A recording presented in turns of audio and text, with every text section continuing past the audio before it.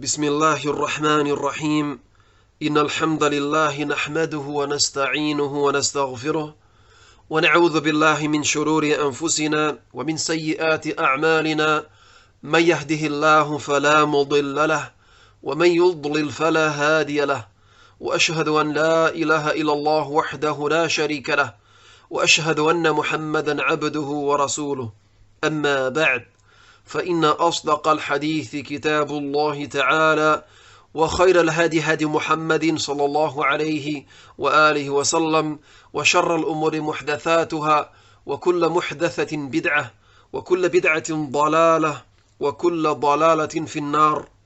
Certamente que todos os louvores são para Allah, nós o louvamos, a Ele pedimos ajuda e a Ele pedimos perdão. Pedimos proteção a Allah contra o mal de nós mesmos e das nossas más ações. Aquele que Allah guia, ninguém o pode desviar, e aquele que desvia, ninguém o poderá guiar. E testemunho que não existe nenhuma divindade que tenha o direito de ser adorada, exceto Allah, o único, sem parceiros. E testemunho que Muhammad é o seu servo e mensageiro. Isto dito, com certeza que a mais verídica das narrações é o livro de Allah. E o melhor caminho é o caminho do profeta Muhammad sallallahu alaihi wa alihi wa sallam. E as piores coisas são as invenções. E as piores coisas são as invenções na religião. E todas as invenções na religião são inovações. E todas as inovações são um desvio. E todos os desvios serão destinados ao inferno. Bem-vindos a todos nesta série de aulas de Hadith. Aulas baseadas neste livro intitulado Durusun fil Hadith wal Fiqh. Aulas de Hadith e de Jurisprudência. Livro que é ensinado aos estudantes iniciantes da Universidade Islâmica da Al-Madina. E depois de termos feito, ou depois de termos traduzido esta breve introdução à ciência do Hadith, o autor mencionou 20 Hadith. Então, na aula anterior, traduzimos a introdução que o autor fez a esta parte deste livro, que é a parte que trata da ciência do Hadith. Então o autor fez uma breve introdução que traduzimos na aula anterior. Depois o autor mencionou 20 Hadith.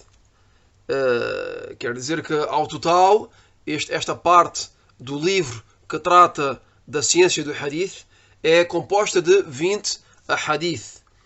Então o autor mencionou 20 Hadith e cada um destes Hadith é acompanhado de uma breve explicação simples, mas benéfica, inshallah.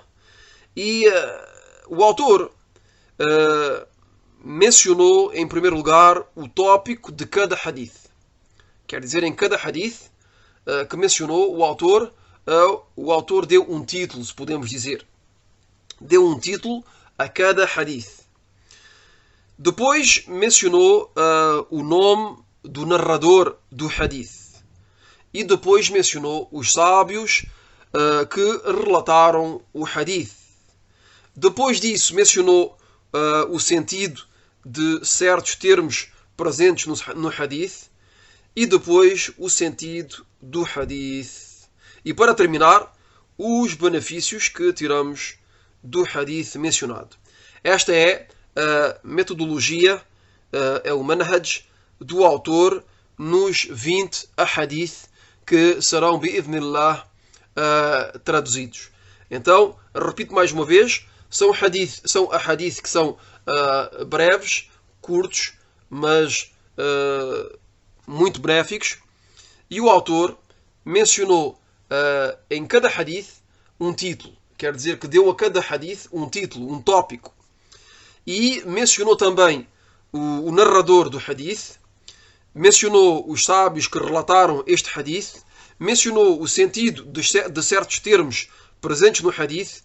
Mencionou também o sentido do Hadith, evidentemente. E, para terminar, o autor mencionou os benefícios que tiramos de cada Hadith. E desta forma, esta é a metodologia, o manhaj, que o autor utilizou para cada um destes 20 a hadith. Então, sem mais tardar, iniciamos com a bênção de Allah subhanahu wa ta'ala o primeiro hadith. O autor disse, o primeiro hadith, acerca da água do mar e da sua carniça. Acerca da água do mar e da sua carniça. Este é o tópico, este é o título que o autor deu a este primeiro hadith, a esta primeira aula, se podemos dizer. Depois de ter dado este título, acerca da água do mar e da sua carniça, o autor mencionou o hadith. عن أبي هريرة رضي الله عنه قال قال رسول الله صلى الله عليه وآله وسلم في البحر هو الطهور ماؤه الحل ميتته.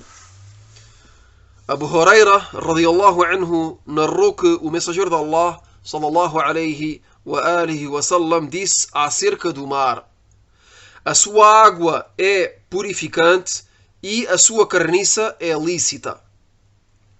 A sua água é purificante e a sua carniça é lícita. Este hadith foi relatado por Ashab Sunan.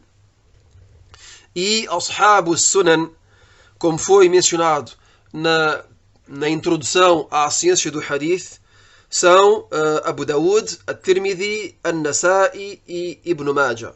E este hadith foi autenticado por Al-Albani. Então, depois de ter mencionado o tópico, o título, o autor mencionou o hadith. E mencionou também o narrador do hadith, que é Abu Huraira. Depois mencionou também os sábios que relataram o hadith, que são Ashab Sunan. E agora o autor vai nos dar o sentido das palavras ou de certas palavras do hadith. Neste caso, o autor nos deu o sentido de duas palavras do hadith. A primeira palavra é at-tahur, purificante.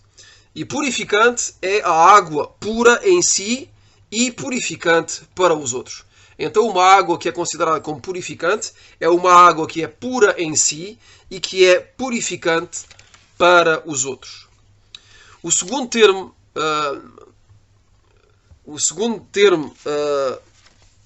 esclarecido pelo autor é al-hil. Al-hil, que é al-halal, o lícito. E o lícito é o que é permissível, que é o contrário do proibido. O permissível, halal, é o contrário do proibido, que é al-haram.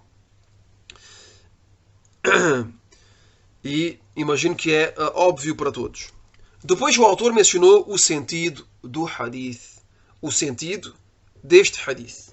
Dizendo, a água dos mares, a água dos oceanos, é pura e purificante. E é permitido de a utilizar para fazer al-wudu e para fazer também al-ghusl. É permitido de utilizar a água dos mares, dos oceanos, para fazer as abluções e para fazer o banho ritual. E a sua carniça, a carniça dos mares e dos mares, ou podemos dizer também os oceanos, é lícita, halal. E a carniça, como sabem todos, é o animal que encontramos morto. Um animal que encontramos morto e que não sabemos qual foi a causa da sua morte. Então a carniça dos mares, dos oceanos, é halal, é lícita.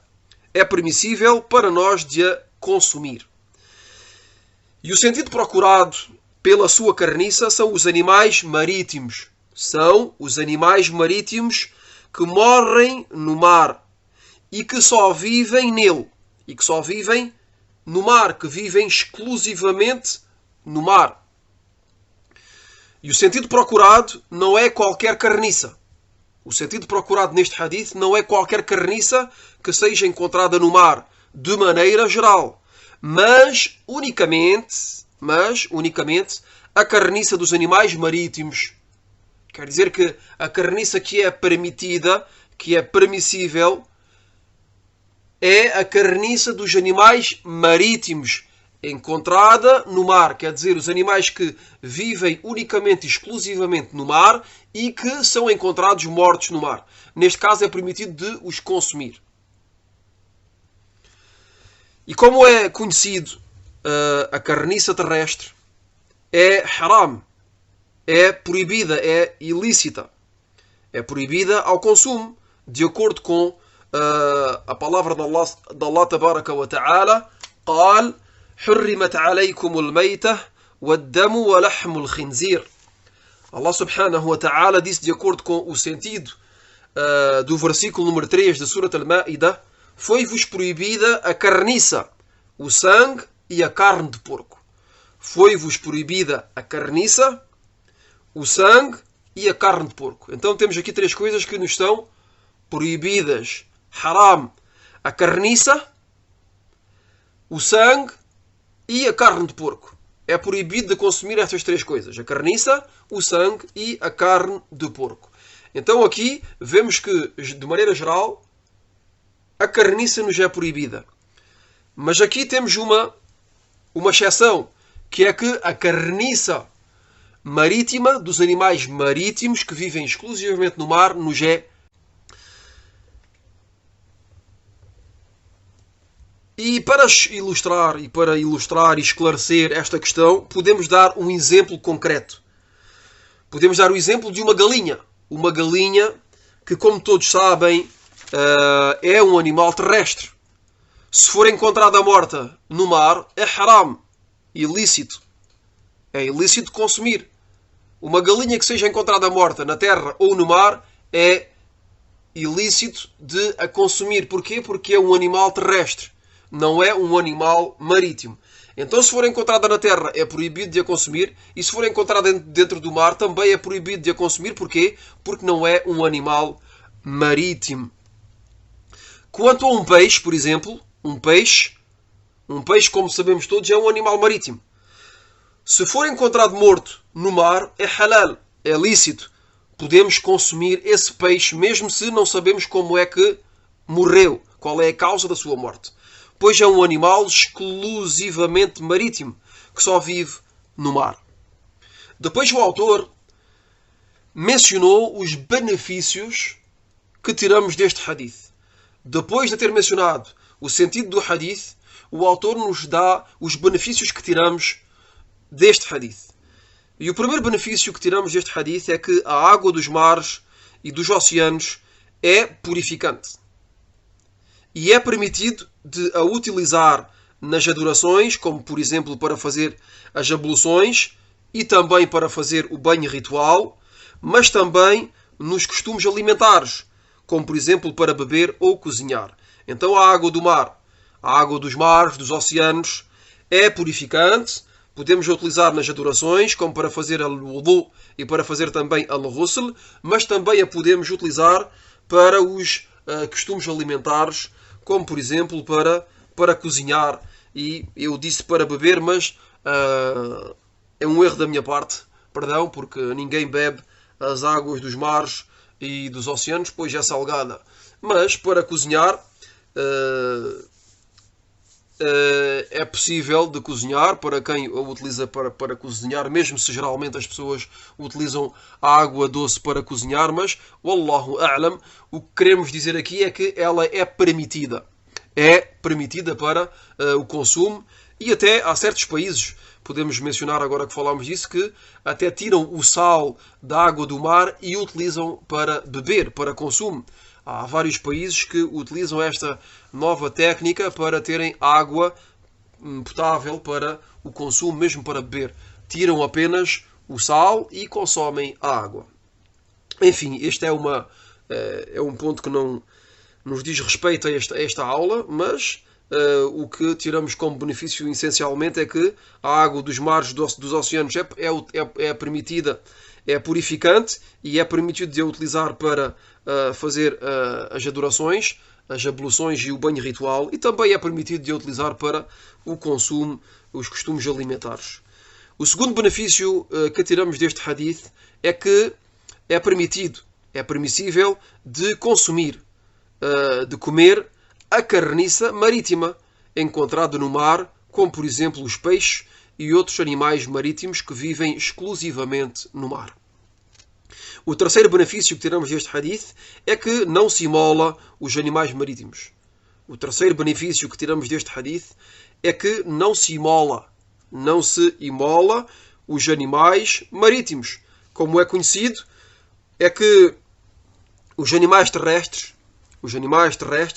só são halal, só são lícitos ao consumo se forem imolados, e que o nome de Allah Jalla wa Ala seja proclamado durante a imolação, isto é, que o imolador diga Bismillah logo que procede à imolação do animal.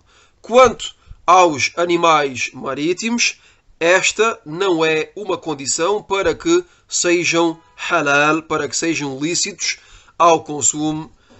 E aqui se termina o primeiro hadith desta série de 20 hadith. هذا والله أعلم وصلى الله وسلم على نبينا محمد وعلى آله وصحبه أجمعين سبحانك اللهم وبحمدك أشهد أن لا إله إلا أنت أستغفرك وأتوب إليك.